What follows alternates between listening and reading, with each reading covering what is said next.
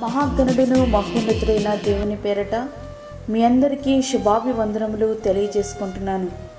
Jesus new creation ministries ద్వారా ఈ రీతిగా ప్రతిరోజు అనుదిన ఆత్మీయ ఆహారమును మీకు అందించుటకు దేవుడిస్తున్నటువంటి కృపను బట్టి దేవునికి అనలేని కృతజ్ఞతలు. వాక్య ధ్యానంలోనికి మనం వెళ్దాము.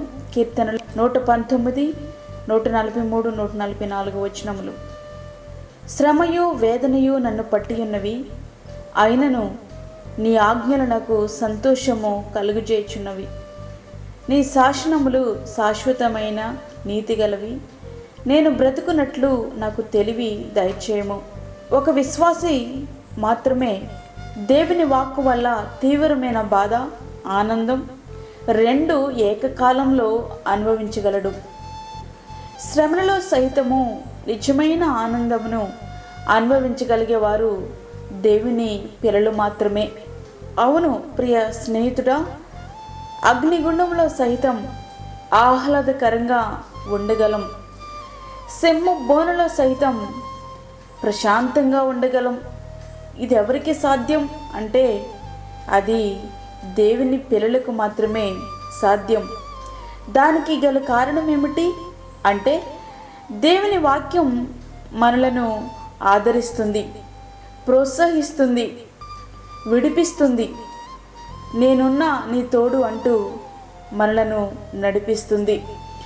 ఇట్లాంటి దేవుని వాక్యాన్ని అర్థం చేసుకోవడానికి తెలివి లేదా గ్రహించగల సంయోచితమైన జ్ఞానము మనకు కావాలి. అటు తెలివి అనుగ్రహించమని ఈ ఒక్క కీర్తనలోనే 5 సార్లు దేవుని కీర్తనకారుడు ప్రాధేయపడుతున్నారు. నీ ధర్మశాస్త్రము అనుసరించుటకు నాకు బుద్ధి దయచేయము, అప్పుడు నా హృదయముతో నేను దాని ప్రకారము నడుచుకొందును. కీర్తనలు 119, 34.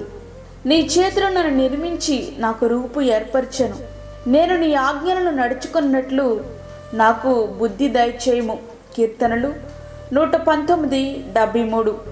నేను నీ సేవకుడను, నీ శాసనమును గ్రహించినట్లు నాకు జ్ఞానము కలిగి చేయము. కీర్తనలు 119, 125. యెహోవా, నా మొర నీ సన్నిధికి వచ్చినగాక, నీ మాట చొప్పున నాకు వివేకమునిమ్ము. కీర్తనలు 119, 169 వచనం. ప్రియ స్నేహితుడా, వాక్యం వింటున్నటువంటి ప్రియమైన దేవుని బిడ్డ, ఇట్లా ఒక్కసారైనా ప్రార్థించే అనుభవం మనకుందా? అందుకే కాబోలు దేవుని వాక్యంలోనున్న శక్తిని కొంచెమైనా మనము పొందుకోలేకపోతున్నాం. మన జీవితాంతము కూడా సమస్యల సుడిగుండాలలోనే తిరుగుతున్నాం. వద్దు, విరిగి నలిగిన హృదయముతో ఒక్కసారి మనస్ఫూర్తిగా ప్రార్థిద్దాం. ఆ దివ్య పరిశుద్ధ గ్రంథం యొక్క జ్ఞానాన్ని మనం పొందుకుందాం. సమాధానకరమైనటువంటి జీవితాన్ని జీవిద్దాం. అట్టి కృప ధన్యత దేవుడు మనకు అనుగ్రహించునుగాక. ఆమెన్. వాక్యం విన్నటువంటి ప్రియమైన దేవుని బిడ్డలారా, ప్రార్థనలో ఏకీభవించండి. పరిశుద్ధమైన తండ్రి, ప్రేమగల యేసు ప్రభువా, నీ ప్రేమగల పాదములకు లెక్కలేని స్తుతి స్తోత్రములు చెల్లించుకుంటున్నాం. శ్రేష్టమైన మరి యొక్క అమూల్యమైన దినాన్ని మా జీవితంలో మీరు అనుగ్రహించారు. నీకు వందనాలు. నీ యొక్క వాక్య జ్ఞానాన్ని మేము పొందుకొని వాక్య ప్రకారంగా జీవించే జీవితాలు మాకు దయచేయండి. ప్రార్థనలో ఏకీభవిస్తున్న ప్రతి ఒక్క బిడ్డ కూడా నీ మీద ఆధారపడేలాగన, వాక్యానుసారమైనటువంటి జీవితము జీవించేలాగన సహాయం చేయండి. అదే రీతిగా బలహీనులను బలపరచండి. గర్భిణీ స్త్రీలను, చంటి బిడ్డలను, వృద్ధులను మీరు జ్ఞాపకం చేసుకునండి ప్రభువా. వారి యొక్క అవసరతలు మీరు తీర్చండి. అదేవిధంగా హార్ట్ పేషెంట్స్ని మీరు జ్ఞాపకం చేసుకునండి తండ్రి. మా దేశ నాయకులను, అధికారులను మీరు జ్ఞాపకం చేసుకునండి. నీతి న్యాయములతో వారి పరిపాలించుటకు సహాయం చేయండి.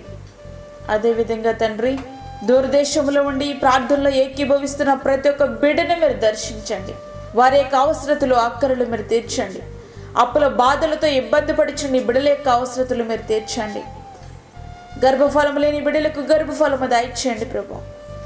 నీ సన్నిధిని నీ బిడ్డలతో ఉంచి వారికి కావలసిన నీ కృప, నీ జ్ఞానాన్ని సమృద్ధిగా అనుగ్రహించమని, మాకు కాదు యెహోవా, మాకు కాదు, సమస్త మహిమ ప్రభావములు మీకే ఆరోపించుకుంటూ యేసు పరిశుద్ధ నామమున అడిగి వేడుకుంటున్నాము తండ్రి, ఆమేన్.